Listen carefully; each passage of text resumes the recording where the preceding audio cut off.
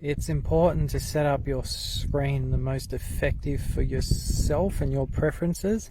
I like to create a sonar, structure down scan and side scan page setup, and change my side scan to the bottom to effectively utilize the whole screen, and hit save.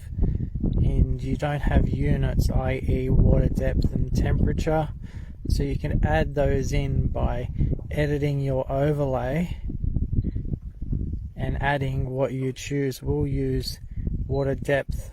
You'll see that populate, and then simply hit save.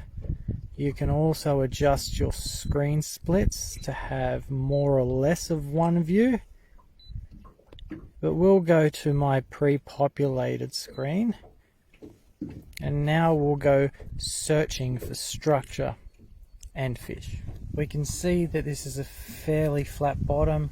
We have a little bit of a bush coming up here on the side scan. We're just moving through looking for those prime areas that the fish might be congregating around, and we have some laydowns that are appearing with fish behind it. That boomerang there is a fish, and it's sitting just underneath this laydown log that's connected to this bigger one on the bottom. We're looking out to 20 meters on each side. We're looking for bait fish above.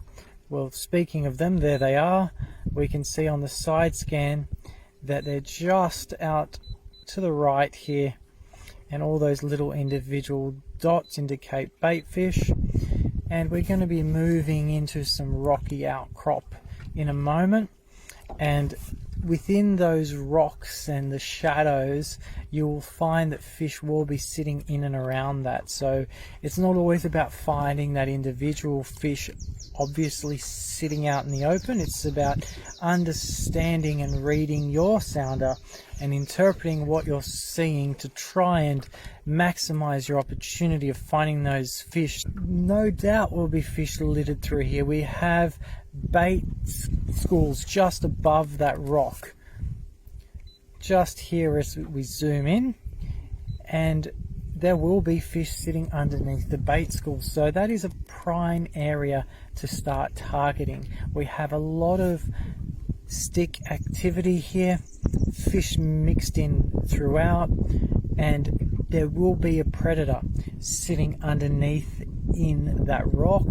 and around that structure. So even though we can't see that fish in this instance, we know that the probability is quite high with what's around in that area. So that's an area that I would stop, have a cast, and hopefully come up trumps. So these fish are hanging in between those tiny bait schools. So those fish are not likely to be big fish, but they're definitely bigger than all these individual scattered thousands of little fish fry in that area. So let's hope that we can find some bigger fish to show you, to give you that difference between those small fry, those slightly bigger fish, which in this case would be redfin perch.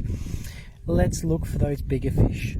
We have some fish stacked up on each other here. 1, 2, 3, 4. Got one a bit higher, so they're a bit more substantial. We have one on the side scan here, which is coming up as a nice big blob. So we know that is a bigger fish. There's a lot of undulation here. There's some rocky creek bed style bottom. We've got a couple fish just in off the bottom on these trees, so they're a little bit more substantial and more of a blob shape. We have some fish at the base of this tree, just hiding up against the trunk. We have a small school of golden perch just holding the bottom here, just off this upright tree. Have a nice lay down on the right hand side.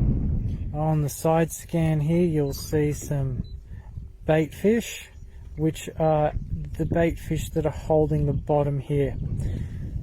So a good reference point is seeing them on the side scan, locating them on the down scan to see how far off the bottom they are. We see a couple of bigger fish just holding in mid-water.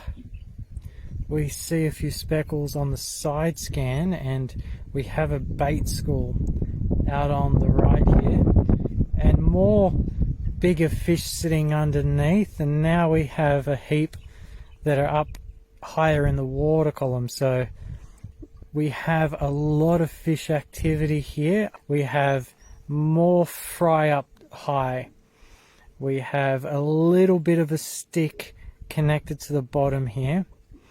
Another one coming up behind, so we can see that one quite clearly, and we've got another one just there connected to the bottom as well.